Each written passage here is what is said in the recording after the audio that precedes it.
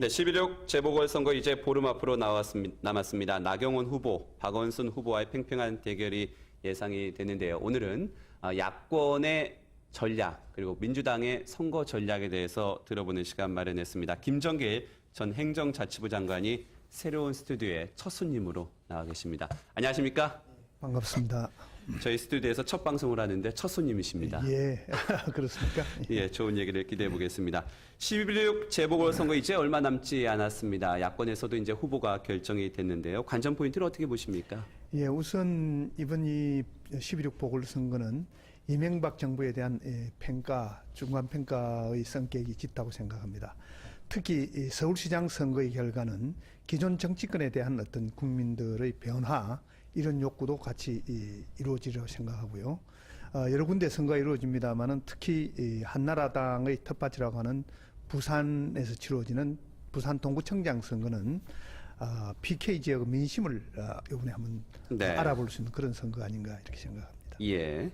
이 부산 지역에서 사실 이 한나라당 텃밭으로 아까 불렸다고 네네. 말씀을 하셨는데 지금 보면은 한나라당 이반 현상이 좀 나타나고 있는 것 같은데요. 예, 그렇습니다. 사실 지난 6.2 지방선거 때 제가 야권 단일 후보로 부산시장에 나가서 민주당 간판으로 45%의 득표를 했습니다.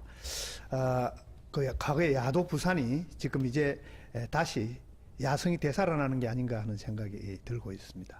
네.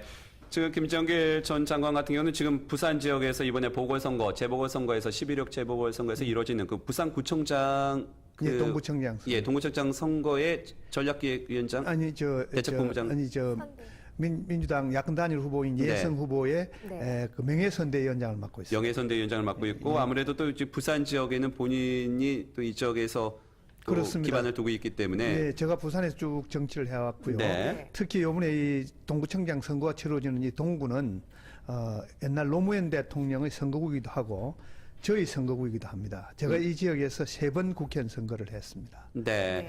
지금 뭐 야권에서는 그렇게 얘기를 할 수도 있겠지만 아직까지도 또 여권에서는 부산은 뺏길 수 없는 지역 아니겠습니까? 예, 여권에서는 선거에도 큰 그 바로미터가 될 것으로 예상이 되고요. 예. 이번에는 그럼 부산 지역에서 어떤 선거 전략을 가져가시겠습니까? 부산의 민심이 지금 이반하고 있다는 것은 뭐 부산 시민들뿐만 아니라 지금 뭐 언론에서도 그렇게 이야기를 하고 실제 여론조사를 해봐도 부산의 민심이 과거 한나라당 일색으로 되었던 거하고는 많이 달라졌다고 생각합니다. 그래서 네. 이번에는 이해성 후보를 야권 단일 후보, 시민단체까지 포함해서 야권 단일 후보로 내놨고 우리가 합심해서 이번에 이제 부산에서 아직 구청장이나 시의원이 선거에 의해서 한 번도 야당이 된 적이 없습니다. 3당 야합 이후에 이번에 아마 그 첫 케이스가 되지 않겠나 이렇게 생각이 됩니다. 네. 현재 판세로 보면은 야권의 판세가 어느 정도 나옵니까? 지지율이? 지금 뭐 각종 여론조사들이 있고 각 정당에 따라 조금 다릅니다만은 네네. 우리가 지금 무슨 조금 우세한 것으로 지금 나타나고 있는 걸로 알고 있습니다. 네. 그럼 이제 부산 외에 또 관심이 모아지고 있는 서울시장 선거를 좀 얘기를 해보겠습니다. 명예선대위원장을 맡고 있기 때문에 전체적으로 좀 흐름도 좀 잘 알고 계실 거라고 보는데 박원순 후보 지금 야권의 연합의 선대위가 구성이 됐는데 평가를 어떻게 하십니까? 예, 뭐 대단히 훌륭하신 분이고요. 네. 그동안에 시민운동 하면서 많은 국민들에게 신뢰를 쌓아왔고 또 상당히 리더십이 있는 걸로 알고 있습니다. 제가 개인적으로도 박원순 후보와는 친분이 있고 잘 아는데요. 네네. 또 개인적으로 만나면 아주 겸손한 분이라고 생각합니다. 예, 경쟁력도 있다고 생각되고요. 네.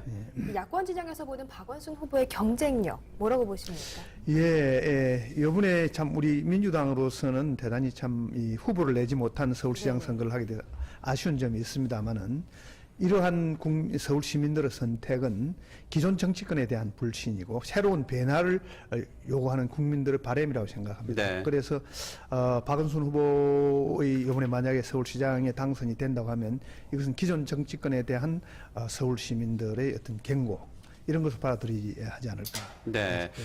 선거는 이제부터 본격적으로 시작이다 이렇게 볼 수가 있을 것 같은데요. 오늘부터 TV 토론회가 마련이 네. 되어 있습니다. 이 TV 토론회를 통해서 상대 후보에 대한 검증 작업이 치열해질 것으로 예상이 되는데요.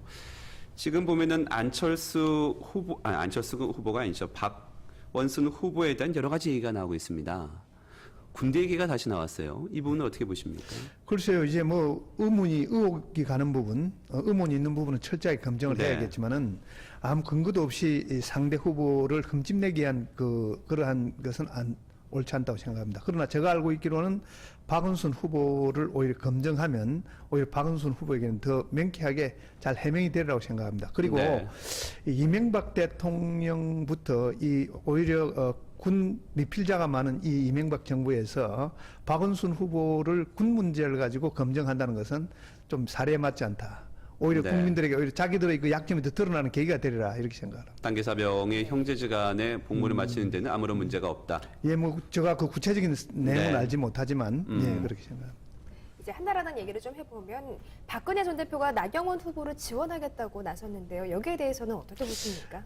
여당의 유력한 차기 대권 후보가 네네. 자기 당 서울시장 후보를 지원한다는 것은 당연한 거라고 생각합니다. 오히려 지원하지 않는 것이 이상한 일이죠. 그러나 네. 박근혜 후보가 지원함으로써 서울시장 선거의 판세를 뒤엎을 정도의 파괴력은 없을 것이라고 생각합니다. 네.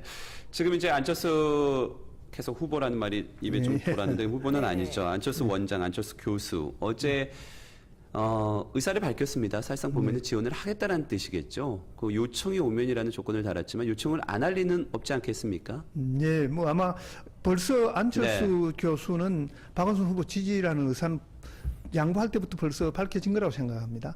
필요하면 뭐 지원도 하리라고 생각하고요. 유세도 가능할까요? 글쎄요. 그건 뭐 어느 정도 어떤 수준에서 할지는 제가 예단할 수 없습니다만 어떤 행태로는 요청하면 돕지 않겠나 이렇게 생각합니다. 그렇게 된다면은 지금 본인은 이제 대권 후보 대선과 관련해서는 뭐 입장도 밝히지 않았고 그럴 일도 없다고 얘기를 했지만 자꾸 주변에 몇몇 정치인이 이제 뭐 출마할 것이다 이런 얘기는 하고 있는데 만일 아무튼 여론조사로 들어가 있기 때문에 안철수 박근혜 전 대표와의 어떻게 보면 경쟁 가능성도 제기가 되고 있습니다. 어떻게 보십니까 이 부분은? 예.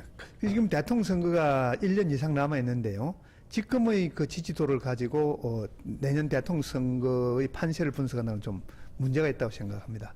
지금의 뭐 이제 기존 안철수 교수에 대한 국민들의 지지는 아까도 말씀드렸습니다. 기존 정치권에 대한 불신, 또 새로운 변화 욕구 이런 것의 분출이라고 생각합니다. 네. 그래서 지금 이런 지지도라고 하는 것은 마치 아직 선거가 많이 남아있기 때문에 연예인들의 인기투표 비슷한 것이다.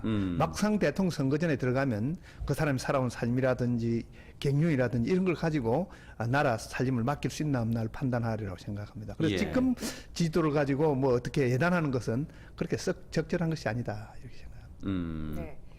그리고 일단 우선 박원순 후보가 민주당에 입당하지 않고 무소속으로 출마를 했습니다. 그렇다면 민주당의 경우 어느 정도 수위에서 박원순 후보를 지원해야 한다고 보십니까? 어떻든 민주당에 입당을 안 했더라도 야권 네네. 단일 후보로 우리 민주당하고 같이 경선을 해서 당선됐기 때문에 네. 우리 민주당으로서는 최선을 다해서 도울 것입니다. 네. 이번 보궐선거가 사실상 보면은 앞으로의 중요한 큰 두 선거의 전초전이다 이런 분석이 많이 있습니다. 특히 이제 내년 12월 대통령 선거가 그 방점이 되겠죠. 그렇기 때문에 많은 관심이 모아지고 있는 것이 또 부산 지역에 또 오랫동안 정치 생활을 하셨기 때문에 그 지역 정치인들에 대한 관심이 많습니다. 문재인, 김두관. 글쎄요. 계속적으로 대권 후보로 거론이 되고 있고 지금 김정일 장관 본인도 어떻게 보면은 여러 가지 앞으로의 계획이 있으실 거 아니겠습니까? 부산 정치인들에 대한 관심 그리고 본인의 연관된 활동 어떻게 보십니까? 예, 요즘 이제 야권에서는 안철수 교수를 비롯해서 문재인 전 비서실장 그리고 김두관 지사 뭐 또 조국 교수 같은 분들이 언론에서 자천타청으로 자기 대권 주자 반열에 이름이 오르내리고 또 내년에 총선 출마도 예견되고 있습니다. 많은 이 과거에 없던 이 야권의 유력한 대권 주자들이 PK 지역에 있다는 것은 네. 그만큼 PK 지역 민심이 지금 요동치고 있고 또 변화를 바라는 중심에 그분들이 있다 이렇게 생각이 됩니다. 저 자신도 지난 6월 12일 날 강주에서 출판 기념회를 했는데 그때부터 언론에서 사실상의 대권 출마 선언이라고 쓰고 있습니다. 내년 총선 결과에 따라서 PK 지역이 많이 달라지고 대선에도 영향을 미치리라고 생각합니다. 네. 근데 이 대선의 경우에는 현재 친노 세력들이 야권 곳곳에 퍼져 있지 않습니까? 이 세력들을 결집해서 친노신당을 창당하지 않을까 하는 얘기도 나오고 있는데 이거에 대해서는 가능하다고 보십니까? 예, 그런데 아마 친노 세력이 뭉쳐 새로운 정당을 만드는 건 하지 않으리라고 생각합니다. 왜 그러냐면 지금 문재인 비서실장이나 이해찬 전 총리 같은 분들이 야권 단일화 운동을 하고 있는데 네. 새로운 정당을 하나 만들면 지금 야당을 분열시키는 결과가 오기 때문에 네. 그렇게는 하지 않으리라고 생각합니다. 그럼 이번에 야권 단일 후보 같은 경우에는 당에서 후보를 내지 못했습니다. 네. 앞으로 대권 후보, 대선 후보도 그럴 가능성도 있다고 보십니까?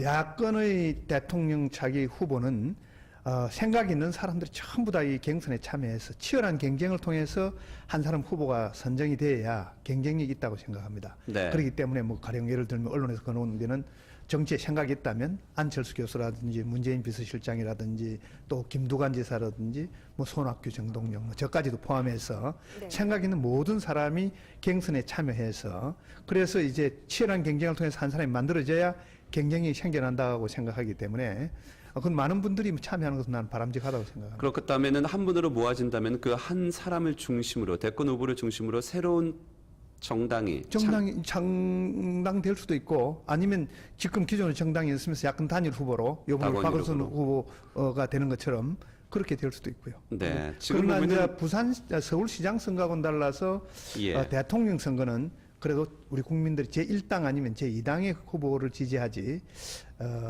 서울시장처럼 무소속 후보를 지지하기는 좀 어려우리라고 생각합니다. 아무래도 뭐 무소속 후보로는 나오기보다는 새로운 시민단체든 어떤 식으로든 야권에서는 한 사람으로 통합을 하고 새로운 정당으로 만들어지지 않을까 이런 해석들이 좀 많이 있는데 그렇습니다. 예, 그렇다면 이제 민주당 같은 경우에는 계속적으로 후보를 내지 못한다면은 정당의 존폐 위기하고도 좀 연관되지 않을까요? 하여튼 이번에 서울시장 후보를 못 낸 제1야당이 못 낸 것이 이번이 네. 처음입니다. 하나의 우리 민주당으로서는 또 하나의 위기라고 생각을 합니다. 그러나 이번 서울시장 선거 결과에 따라서 네. 당이 국민이 원하는 새로운 변화에 우리가 변화를 담아내고 충족시켜 가야 민주당이 다음 총선과 대선에서 승리할 수 있다고 생각합니다. 네. 오히려 이것이 전화위복 계기가 되고 발전의 계기가 되리라고 생각합니다. 예, 네. 알겠습니다. 마지막으로 이것도 좀 한번 좀 여쭤보도록 할까요? 지금 짧게 여쭤보도록 하겠습니다. 지금 야권에서 어떻게 보면은 그 정치의 흐름을 잡는 부분이 전 대통령으로는 김대중 노무현 전 대통령의 어떻게 보면은 그 정신의 흐름을 받는다 이렇게 좀 볼 수 있지 않겠습니까? 그렇습니다. 좀 인연이 좀 있으시다고 그래요, 전에. 예, 제가 김대중 대통령 때는 초대 행정자치부 장관하고 네. 청와대 정무수석을 했습니다. 네. 그리고 노무현 전 대통령하고는 같은 선거구역 부산이고 1990년 1월 20일 3당 야합을 할 때 우리 통일민주당 국회의원이 당시 59명이 있었는데 그 전부 야당하겠다고 약속해놓고 김영삼 전 대통령의 정치적 야심 때문에 전부 여당으로 가버릴 때 네. 노무현 대통령 저 둘만 끝까지 야권에 남아서 네. 떨어질 줄 뻔히 알면서도 부산의 지역주의에 맞서 싸웠기 때문에 각별한 인연이 있습니다. 네, 네네. 지역주의를 반대해왔던 인연이 있다. 이렇게 네. 좀 얘기가 될 것 같습니다. 야권의 재보선 전략 전체적으로 좀 오랜만에 뵙죠. 김정일 전 행정자치부 장관과 얘기 나눠봤습니다. 오늘 반갑고 고맙습니다. 예, 감사합니다.